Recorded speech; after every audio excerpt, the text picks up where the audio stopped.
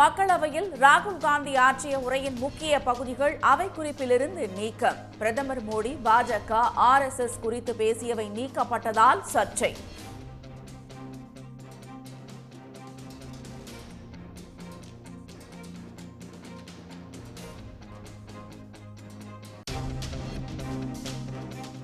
ராகுல் காந்தியின் பேச்சு நீக்கப்பட்டது ஜனநாயக விரோதம் என காங்கிரஸ் கட்சி கண்டனம். அவை குறிப்பிலிருந்து நீக்கப்பட்டு விட்டதால் உண்மை மறைந்து விடாது என மாணிக்கம் தாக்கூர் விமர்சனம்.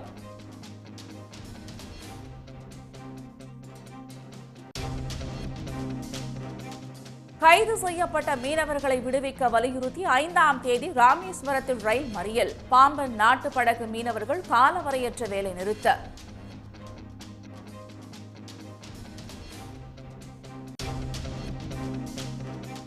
இந்துக்களுக்கு எதிராக ஒருபோதும் ராகுல் காந்தி பேச மாட்டார் என பிரியங்கா காந்தி திட்டவட்டம்.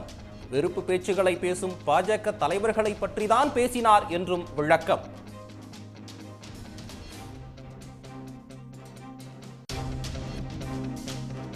ஒன்றிய அரசு கொண்டு வந்துள்ள புதிய குற்றவியல் சட்டங்களுக்கு அதிமுக எதிர்ப்பு. சட்டங்களின் பெயர்கள் சமஸ்கிருதம் கலந்த இந்தி மொழியில் மாற்றப்பட்டிருப்பதாக எடப்பாடி பழனிசாமி கண்டனம்.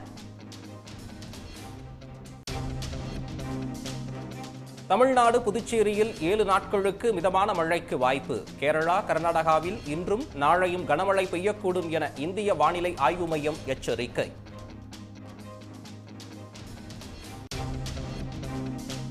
கள்ளக்குறிச்சி விஷச்சாராய வழக்கில் 9 பேரிடம் சிபிசிஐடி போலீசார் 2வது நாளாக விசாரணை.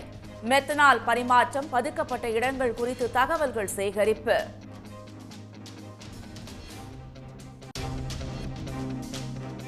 பவானி சாகர் அணைக்கு வரும் நீரின் அளவு வினாடிக்கு 8000 கன அடியாக உயர்வு. மேற்கு தொடர்ச்சி மலைப்பகுதிகளில் பெய்து வரும் கனமழையால் நீர்வரத்து அதிகரிப்பு.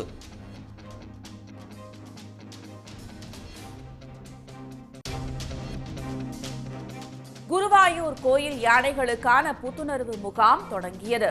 26 யானைகளுக்கு ஊட்டச்சத்து, உணவு, விளையாட்டு, ஓய்வு என 1 மாத காலத்திற்கு கொண்டாட்டம்.